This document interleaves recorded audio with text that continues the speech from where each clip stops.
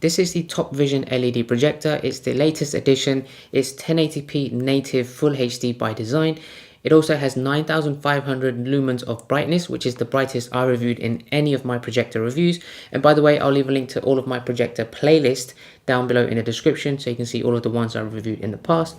And finally, it has a 5G Wi-Fi connection, which allows for seamless wireless streaming from both iOS and Android. This is the model number JQ818B. Let's go ahead, unbox this, check out the design, and I'll give you guys a demo of how it performs.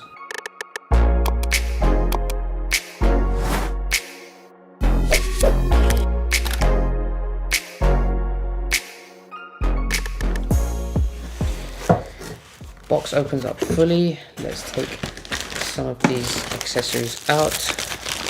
So you have standard accessories as you would expect with pretty much every projector that you buy. This is the remote control. You can see some of the buttons, very common, nothing really unique or special there.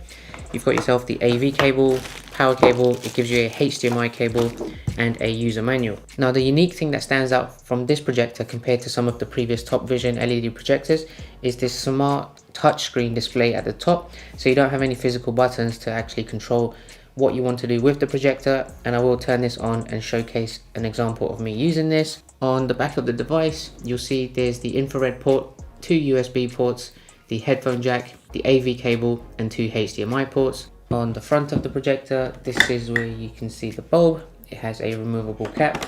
On the left hand side, you have the manual focus wheel and the manual keystone correction wheel as well. So that's quite unique when you've got two of them side by side. And just next to these wheels, you have this removable compartment. If you open this up, and this is pretty neat, you can actually remove the filter and clean this out, which you can't do on a lot of the projectors that I've reviewed. So that's very good to increase the longevity of your projector, to make sure that it's always clean and you don't get a lot of dust gathering inside, which you might struggle to clean if you don't have something removable like this. Then at the bottom, you have yourself the little screw that gives like a kickstand to elevate your projector at the right level. Now I'm just going to turn this on to showcase the smart touch there. You literally tap the power button and it will turn on. And you guys can probably hear there's a bit of fan noise. It is quite loud, but this is why I always recommend, if you do watch movies on a home projector, try to connect to external speakers just to elevate the sound quality. Now I'm just turning it off, and I will cycle through all of these touchscreen buttons when I go upstairs, set it up to my 120-inch screen and showcase to you guys how it performs. So let's go ahead and do that now. Okay, so just from a setup point of view, it can be both mounted on your tripod or stand, or even on your desk, as well as ceiling mounted if you do prefer that. You can project an image of maximum 350 inches, which is huge, but I would say the ideal size is around 100 inches, and in my demo you're about to see, I'm going to project at exactly that size. The projector doesn't have any inbuilt apps, so you'd have to connect your devices either through HDMI or USB, which I tend to do myself anyway, and in this example I've connected my Apple TV. As I mentioned earlier, there are so many different ways to connect to the projector, all of which you can see here from the main menu. If you connect a USB, you can play back movie or video files, music files, photos, and text or documents. Here's just a quick browse through the settings, where you'll find all of the main settings and controls you'd expect from a projector, so feel free to pause on any part of this. And whilst I'm scrolling through these options, I'll simply use the touch controls on the top of the projector to showcase how responsive it is. And actually, I don't have any problems navigating it using this as compared to physical buttons.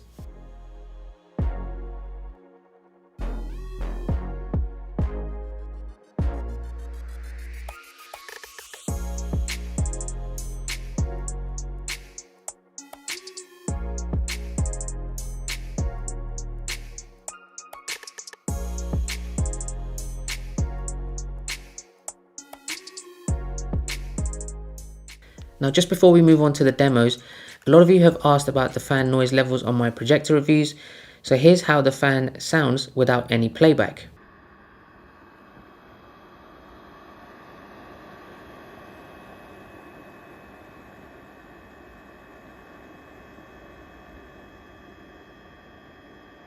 Yes, of course, you'll hear fan noise naturally from any projector, but in conjunction with the cooling system this projector has, it claims to reduce the overall fan noise compared to what it could be without it. But if you pair this to a soundbar or Bluetooth headphones, the fan noise is not going to be much of an issue. So let's move on to two demos. The first will focus on the video picture quality, showcasing a variety of low and high contrast levels and colors, whilst the second one I'll play is to focus on the audio quality from its two hi-fi speakers using a demo video by Dolby Atmos. As always, a side disclaimer, just remember that the video and audio quality you see and hear is purely based on how you're watching this video in terms of the size and resolution of your screen and whether you're using headphones or other speakers. So how I record it through my camera and how you see and hear it will be two slightly different things, but it should give you a good enough idea of the quality of this projector, especially in a darkened room.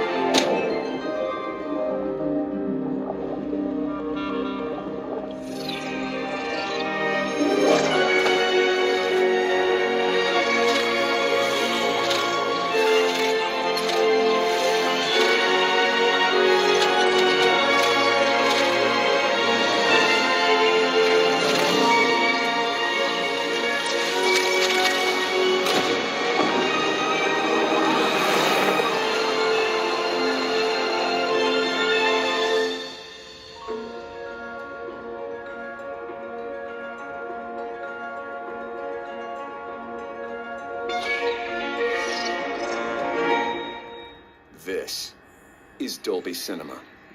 It's where the most advanced cinematic technology you've ever experienced begins. This is Dolby Atmos.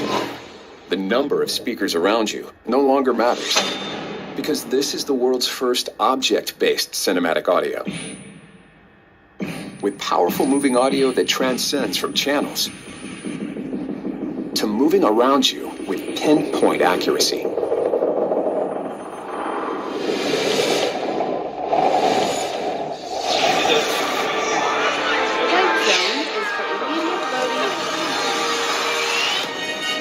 This is contrast that reveals details deeper than any image you've seen on a screen. This is luminance that means the difference between white and pure energy. Energy that is about to reveal an entire universe of color you've never experienced in the cinema.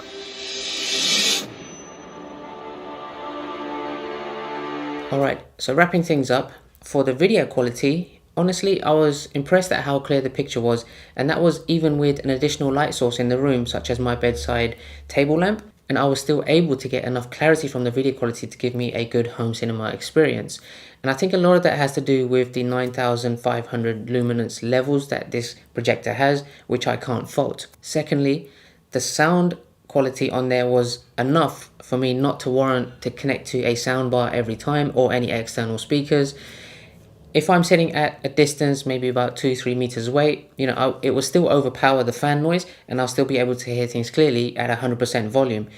But for me personally, I would always recommend, if you are going to use this as a home cinema experience, to get that cinematic experience, always connect it to external speakers. If you have a subwoofer set as well, then connect that as well, because that will just take it to a whole nother level. And putting all of that together with the vast amount of features that this projector also has, I would say overall, for the value of the money that you pay for the price, it's actually worth buying. And I would definitely recommend you guys do check it out.